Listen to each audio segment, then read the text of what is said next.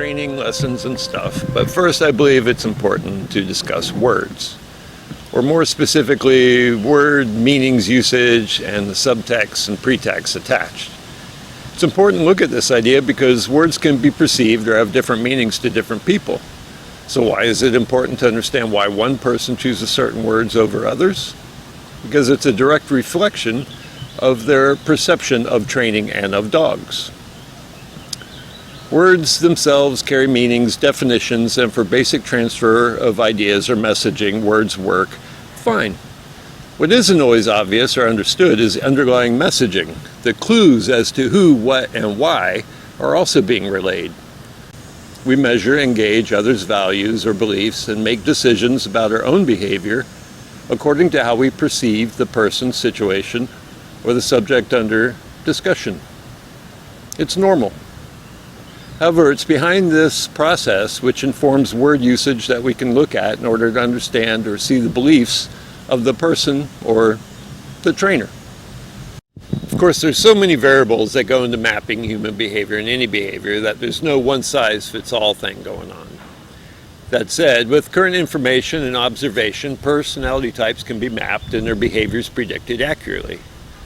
The view of the world and how to fulfill our immediate or deepest needs drives our behavior. How we respond or react to given situations and stimuli is informed by our view and our facts. Our facts are defined by our biases, and our biases were born out of our personal experiences, our core truths. Now let's look at how individual words and usage can have varied meanings, but more importantly, why we choose our words. So what words are we talking about? Let's throw a few out and you think about what that word means to you. What are your feelings on these words? Your word associations, good, bad, neutral, okay? Dominate, control, obedient, command, aggressive. How about these? Cooperate, choice, attentive, cue, confident. Even though these sets of words are almost opposing in meanings, they convey related concepts in dog training used by opposing views. Dominate or guidance, control, choice, obedient, attentive, command, cue, aggressive, and confident. What words we choose and why it matters is the differences we're trying to define here. This is the key to understanding the differences at the core of dog training and the battles being waged among opposing beliefs, facts, and methods. You may hear phrases like, you have to be the alpha, have total control over your dog. You want an obedient dog that will obey your commands or they will try and dominate you. Or you need to dominate your dog to gain their respect. Just understanding the words, the surface meanings, it all sounds okay, like it kind of makes sense, right? But if we look underneath, we see there's a specific view of training and of dogs that is looking a bit unhealthy. When your filter only sees events or opinions or people in a way that fits your beliefs and biases, then everything that happens is proof of your truths or your beliefs. The words used in dog training can inform more than just surface meanings.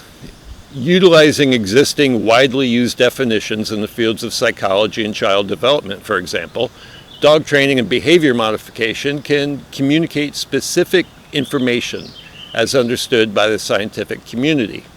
There's no opinion in there, it's direct info. Labels have specific words to describe a larger or smaller process, function, or measurement in terminology. Though these words that we use in everyday speech, they have definitive non-conversational meanings when discussing behavior and procedure. Positive reinforcement is one I'm sure you've heard. It's the addition or presence of a reinforcer, like free coffee or a gold star sticker for a job well done. Something good and rewarding. It is not a method or a belief. It's just that, the adding or existing presence of a reinforcer, a reward. Positive punishment does not mean good punishment. It's the addition or presence of a punisher, like an electric shock or a smack in the face. It's it's an opposite of a positive reinforcement, but on its word surface, it seems like it's like a good thing, positive. Negative in behavior is the removal or absence of blank, not bad as in good or bad. Therefore, removing or absence of a punisher is negative punishment. So you have positive reinforcement, negative reinforcement, positive punishment, negative punishment.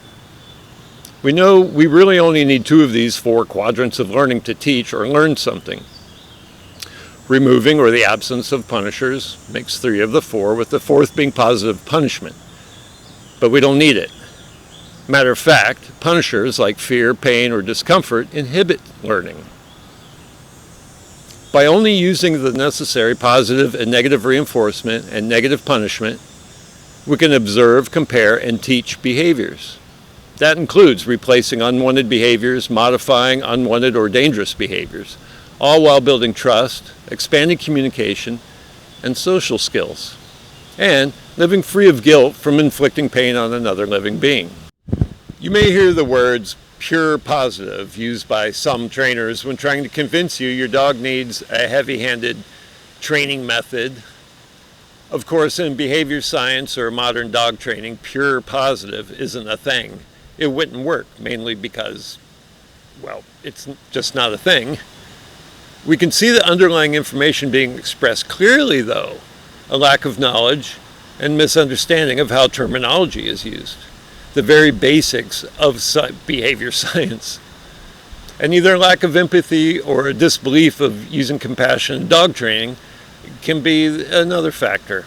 Words force-free also have a more specific meaning other than their regular, everyday kind of word usage. Force-free is used to describe the type of training methodology which is built around the dog's point of view, a built-in empathy that all other word descriptors involved are third person to us, if you will. As long as we're not pulling backwards or yanking or correcting the leash, then it's up to the dog to decide how to deal with this not moving forward thing. Again, from the dog's point of view. We're not using force-free from the dog's point of view. And no, using a leash does not mean it isn't force-free. If you yank the leash, then yes, you're using force. That's why the whole balanced and alpha type methods are the opposite of force-free. You can't be both. The same folks that use the words pure positive will also try to argue the words force-free and their meaning because they're stuck on the non-behavioral terminology meanings. That, and they don't use empathetic third-person points of view in their training methods. Their view is obey me, listen to me, I'm the boss, I'm the alpha. A core difference and misunderstanding again of modern behavior, illustrated by word choice, meanings, and usage. We could also ask, what are dogs to us? Dominating dangerous wild animals that need to be controlled, here to serve us, or they are co-evolved, sentient, emotional beings that we take responsibility for while respecting their freedom of choice. We can own a dog, or we can co-house, live with dogs. Owner or caretaker, master or companion.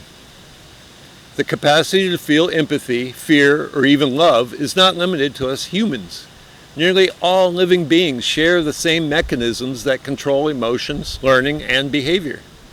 The physical structures and chemical elements that make up these mechanisms are the same across species, be it humans, lions, cows, or dogs.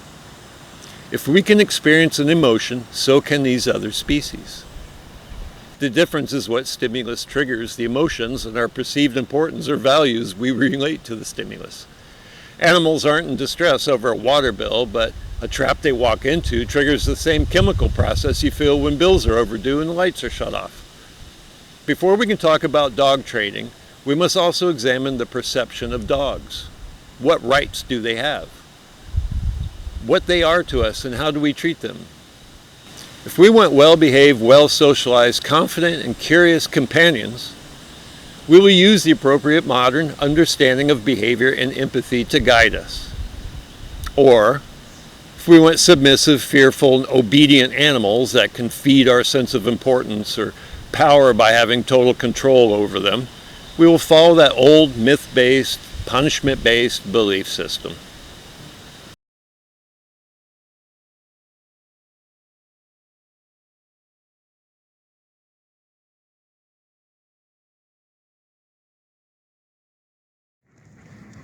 Yes, good. Checking in. Good girl.